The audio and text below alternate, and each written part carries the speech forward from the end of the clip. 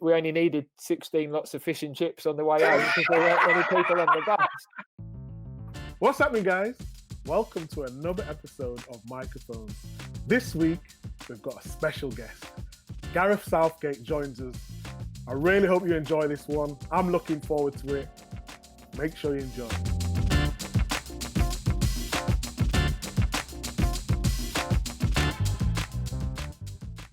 This is just more relaxing, just more about the Gareth. That's probably not the England manager, do you know what I mean? Sort of thing. Just more relaxed, really. Just to make people feel like that's going to be dull then. So, right, we'll start with how have you been? How have you been over this lockdown period? Well, I'm conscious that people's experiences will have been very different. There's obviously people who've been affected by the virus or whose families have, and so they will have had a really traumatic experience. There's people who have been working in really important roles. I've sort of been in that brigade who've been working from home, but also had a chance to spend time with my family, which I don't normally get. So 2 students, one of our coaches had a great phrase. He said, shirking from home, not working from home, shirking from home. That was good. So that for me has been golden time. I mean, my kids are 17 and 21. We're not going to have this sort of length of time again, or at least I hope not. And they probably do the same. So I have enjoyed that. And of course, there's been so many big things to discuss with them as well in this period that I've cherished that. What I like the most about your team is not that they're playing well as well, but just the togetherness. And everyone who I speak to says the same thing. How have you managed to create that togetherness within the squad? Well, I think there's a lot of credit to our senior players. I think as generations go by, I don't think I'm as tough on my kids as my parents were on me. And I think they would say the same about their parents. And I think players are a bit like that. They went through the tough initiations. They went through, being looked down on as a young player. And they remember that. And they want to make it more comfortable for young players coming in. So I think our players take credit for that. I think we've got St. George's Park, which we never had, which is a big help. So the fact that, you remember as an under-21 international, you'd be somewhere completely different to the first team most of the time. I mean, in the old days, we used to fly back with the under-21s, the fixtures would align, but I'm going back a long way now. So you'd be surprised we even flew. I know that. I think that has helped because we see the under-17s, the under-19s, they're used to being around the environment with the senior players. So although there's always that step up and that bit of uncertainty, it's a little bit more comfortable for them. And we've tried to build a club type atmosphere, really. And I think that's how it should be. The lads should want to come. When I took the under-21 job, key in my mind was we want the players to want to come back. We want them to want to be a part of this. And I think feeling part of it and feeling comfortable is the first part to being able to play at the level that you feel you're capable of playing at.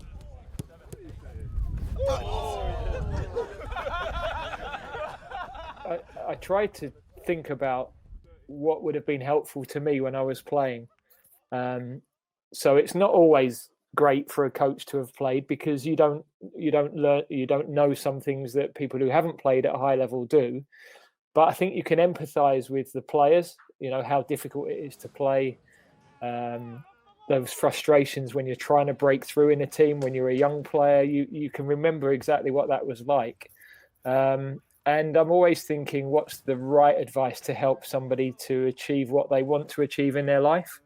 And that's not always what people want to hear. Yeah, of course.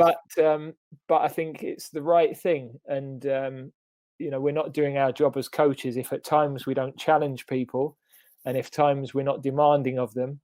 But also we've got to be there to support and put an arm around the shoulder and recognise when people need that bit of help. So, only too well, the path for a player is never just like that. It's always the ups and downs, and people talk a lot about dealing with the downs, but actually dealing with the ups is one of the most, probably the thing that might define where people end up. So they're challenges all the way, aren't they? Yeah, I totally understand that. But how do you integrate what your staff are doing as well? Because obviously you're the head, you need to watch all the games, but it's not just about one person, it's about a good team as well. And how do you manage to pick the right team that's been so successful in a short space of time? Yeah, it's a really good question. So when I started managing, I didn't know enough. I was very young. I'd just walked off the pitch, and I probably underestimated the importance of. I remember Terry Venables talking to me about employing really good people. He had Don Howe, who was a brilliant coach, and he had Mike Kelly, who was a fantastic goalkeeping coach. And he said, "Oh, I employ people who are better than me." And that wasn't necessarily what he meant, but he employed people that were really at the top of their field. So that, without a doubt, is why we've done well, because the role of the manager is bigger than ever. It's impossible to be across everything. It's impossible to be an expert in every area. And I have people that are better than me in those different areas. I'm fortunate that in Steve Holland, I've got a coach who has won the Premier League, he's won the Champions League, he's won the Europa League. So unquestionable to the players as to, does he know what's needed? Has he prepared teams at this level? Which means that I can focus not all the time on the training sessions, but I know he'll prepare the sessions. I know he can deliver the sessions. I can step in when I need to. It means I can focus on other areas, and that applies across the department. So good analysts, good psychologists, good performance scientists. The group of staff is bigger than ever. I mean, when I started as a player, it was a coach, a physio, a kit man. That was it. Yeah. We only needed 16 lots of fish and chips on the way home because there weren't many people on the bus. So, but now it's a much bigger support team, and we've got to make sure that firstly all those people are adding value to the players, because that's the most important thing, but also that they feel appreciated. They come to work to feel fulfilled, and they want to play their part, and they're all experts in their own field, and I've got to give them the freedom to go and do their job and the backing to do their job. What about, did it help being the 21's manager? Because if you look at a lot of the players now that are coming through, a lot of them came through that 21's. Did it help you being able to see them at that level, so that when you got the senior side, then you was actually there's a lot of talent in this 21's that I can bring through? Yeah, well, it definitely helped on two parts. One, the player development, understanding the level. So, I mean, Roy had already taken Harry Kane, Eric Dyer, Delhi, John Stones. So that was good in that we knew those lads, we had a connection with them, and we knew their personalities. But it also then meant we could look at the level and say, well, hang on a minute, if those lads have been able to make the step, then we think Ruben could, and we think Joe Gomez could, and then as that's gone on, because we work closely with all the coaches of the development teams, then they're saying, well, hang on a minute, we think Mason Mount is in that bracket, and we think Jaden could make that step. So that was the beauty of having had that role. And you also get used to the difference of international management, where you've only got a few days to get your messages across. So you've got to be really clear on how you want to play, and make sure that what areas are we going to spend our time on, because you can't cover everything you'd like to all the time. The Euros was about to it's been postponed for another year now, but all them players who could do with a little bit more experience in terms of the age and experience, you think that just gives you the benefit of having another year to then ingrain the players a little bit more, then it could make you stronger for next year? Well, we hope that's the case. And I mean, if you think back to your own career, there were there are times where you would hope that the next year would be a breakthrough year or would be a year where you progress. And some years it really works that way, doesn't it? And then there's other years where you might have an injury and you don't get the chance, or you don't get the chance to play in your team at the club. So a little bit of that is outside of our control. And of course, there are other countries with good young players. I mean, Germany, we're all watching the Bundesliga at the moment. There's players like Goretzka and Havertz who are coming through. And so good players around Europe, not just us. So we're aware of that full picture. But given the age of our lads, most of them should be better in 12 months' time, as long as they're playing regularly with their clubs. How hard is it to pick the team though? Because there's so much talent. That must be. I think people don't understand that role. Not just playing well, but actually letting down players and picking the best 23. Because there's always, no matter what squad you pick, there's always something. Oh, he should have won. How hard is it actually to pick that 23-man squad? It's the most difficult part, and it's the worst part, really, because again, as a player, I know what it meant to play, and so whenever you have to have that conversation with somebody that they're either not in the squad or they're not in the team, it's worse for them than it is for me. I know that, but it's not pleasant for any manager. They don't, if there's one part of their job that they would rather not do, I'm sure if you spoke to all of them, it would be that. Even though sometimes when you're playing, you think they probably enjoyed it a couple of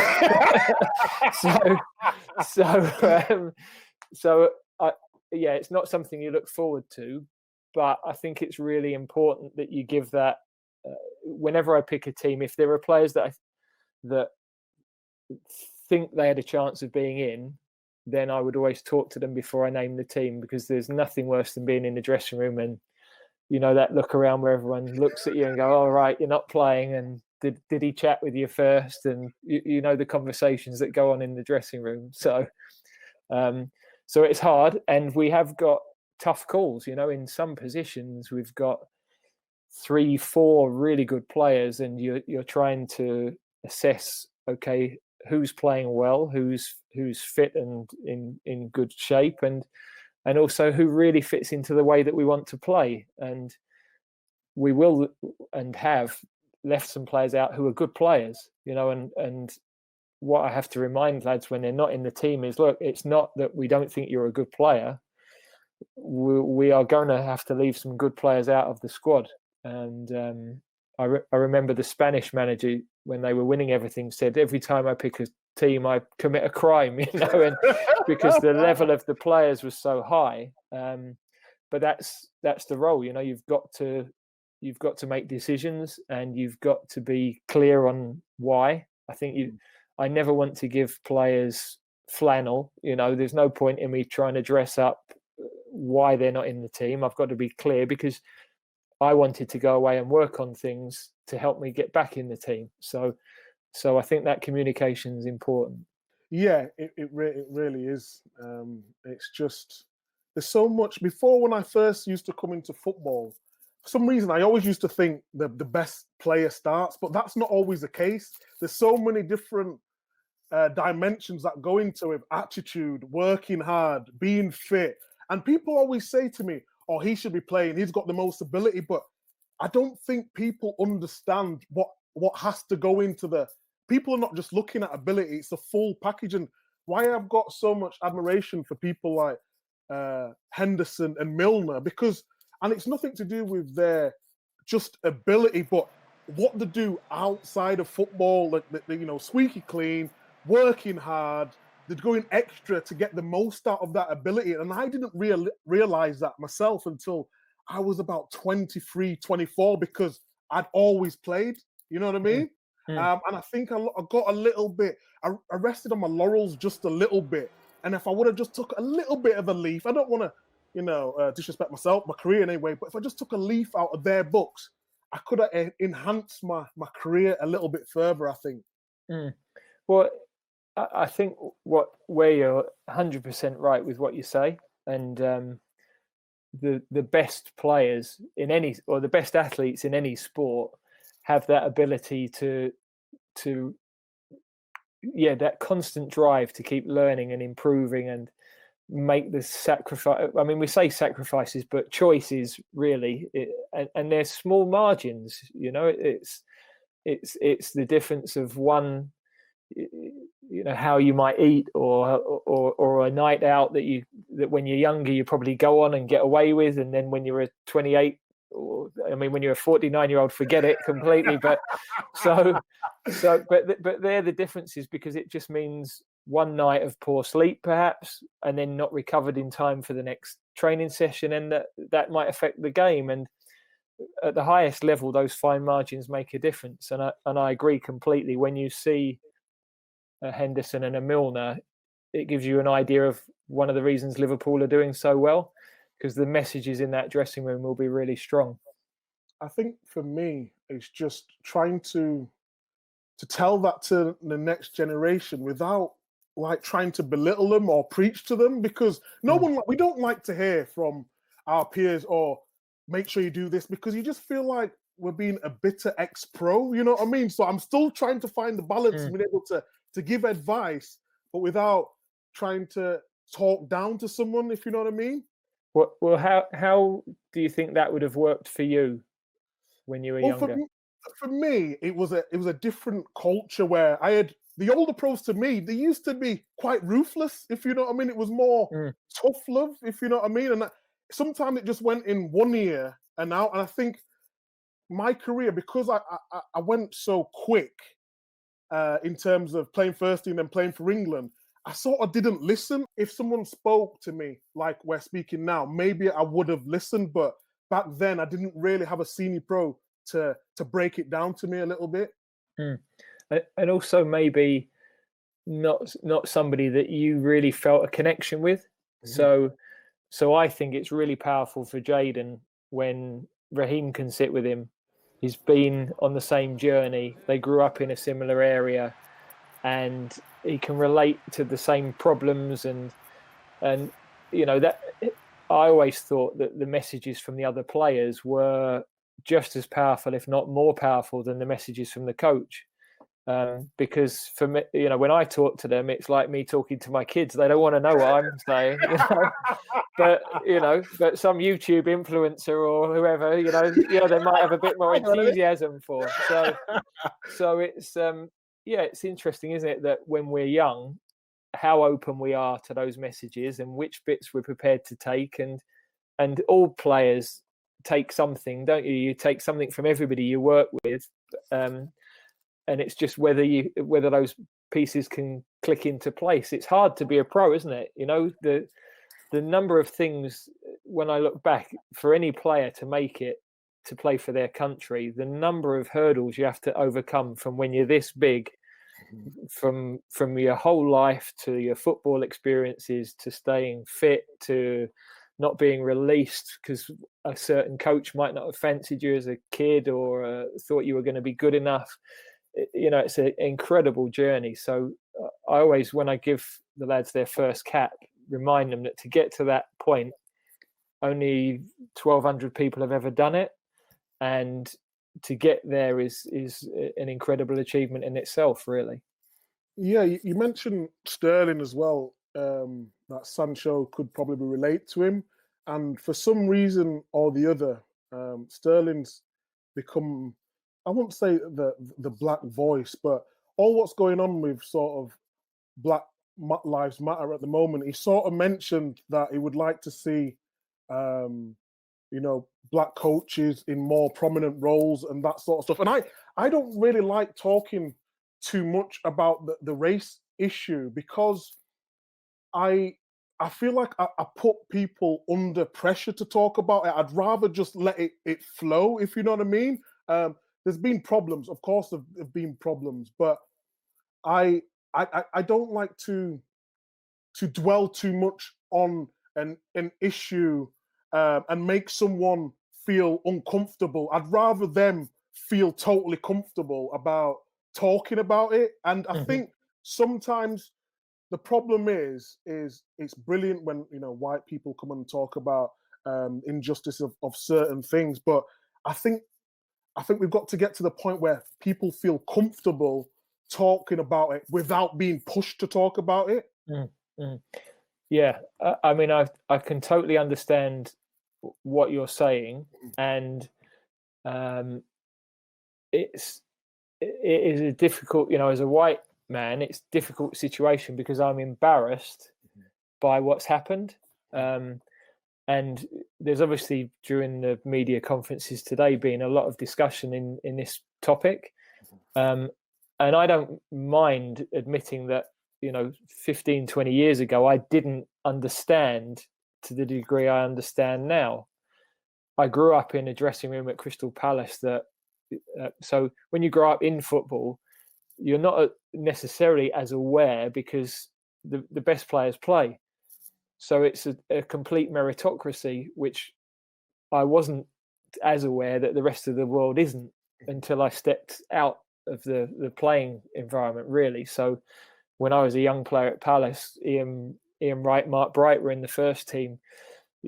Probably 50% of the first team were black. And so that was just where I grew up. Chris Powell was an apprentice with me and didn't know any different. But now, as I've got older and I've become more aware, and of course, we've had situations with the team that we've had to deal with. And then when we've had, as a group of coaches, Troy Townsend came in to speak to us, and we had David Olusoga came in to speak to the team, and people who speak brilliantly and more articulately than I can. So I think, although it is going to be uncomfortable at times, it's important those uncomfortable conversations happen, because it's the only way to make change. And I think I'm respectful of what the approach that you like to take to make people feel comfortable, but I'm sure life for you hasn't always been comfortable, and has been very uncomfortable as you were growing up at times, and that's not acceptable. I think now people of our generation feel that shouldn't happen, shouldn't be happening, shouldn't have happened, and you just hope that I just hope we're not here again going, this was a moment of change. Yeah. But I do feel like generationally younger kids, they're at school, we're more integrated at school. It just feels different. They just don't know, they don't see what maybe our grandparents saw, or so the change in the life is different. And I also think people are just not going to accept it, and rightly so. No, and I appreciate that. Because it's like I said, it's difficult for me to fall. It's not like I don't like it. It's obviously it's nice to hear people's opinion, and sometimes, like you said, you're gonna be feel uncomfortable in certain things. But I just like people just to give their honest assessment. Do you know what I mean? And that's it. You can't force someone to feel or act a certain way. But like you said, I think now things are starting to change, and for me, it's just brilliant to see. And I heard you speak before about it, just like with players and making them feel welcome in the squad. Everyone's one. It's just a perfect example to set for everyone. Who wants to be not just a football, but just in everyday life. And football's massive in doing that. So I really appreciate your honest work. Give a couple of calls to the NHS, I think, to obviously surprise them about the work that they've been doing. How did that make you feel? Well, I think we're all humbled by those people that have been working on the front line throughout this, because it's only when you see the odd documentary behind the scenes that you actually see the reality of it, isn't it? We kind of go out on a Thursday night and clap, but actually when you really see what some of those hospital wards have looked like, and the hours that you can imagine people have been having to work, and the experiences they've witnessed, that they must go home. And I know, talking to the people that we did, you could see that they were affected by what they'd seen and what they'd been through, and their better understanding of what the virus was causing and is causing. So, yeah, in a small way, we wanted to acknowledge and thank them, really, and touch base and bring a bit of light touch to. We know it's a serious situation, but you've still got to have humour, and you've still got to have that ability to lighten the load, because we were all surrounded by such devastating news all the time, weren't we? And I found myself watching the news all the time and thinking, hang on, I need to get away from this, because it's just, it does start to affect you, doesn't it? So yeah. So we tried to do that for some of those people who must have been so embedded, it was hard to get out of that place, really. Oh, amazing. And just a couple more to finish. Brings us nicely to Lionhearts. The FA has launched today. Instead of it being squad players, it recognised 23 individuals who's gone over and above during this crisis. How nice would it be to bring the work that they've done to light? Yeah, I mean, there's always focus on high profile people and what they do, isn't there? And sometimes that's is important and should be recognised, but also there are so many good things that go under the radar that people don't know about, that are more powerful than, sometimes it's easy when we've got a profile and we've got money to make a difference, and I'm always amazed by people who don't have as much, who give time, who give money, who make a difference in society. So it's going to be nice to be able to, over a longer period, recap and hopefully give some highlight to people that haven't been noticed in the way that some others have. No, totally good. And last but not least, Hoxtons. I heard you're a big fan of Hoxtons. You're not the landlord, are you? I hope you're not the landlord. I'm wondering whether... Tim's been on. He said he's not seen you for months. He said since you become England manager, he can't see you no more. It's closed. I don't know what he's doing. I thought there'd be takeaways at least, So we were having this discussion the other day. So yeah, we're waiting. We're waiting to get back in there. We're waiting. All right, brilliant. But honestly, Gareth, thank you so much for your time. It's honestly, people don't understand how much of a good, obviously you're a great manager to do what you've done, but you're a great person as well. And I think that's why you've got the whole of the nation behind you. And to get this 30, 40 minutes, how long we've ever been together, I appreciate it so much, and good luck for the future. No, well, thanks. You've done it really well, and great to see how well you're doing as well. So good luck with everything. Thank you very much. And we'll have a cup of coffee when we're in there next, yeah? I'll hold you to that. Definitely.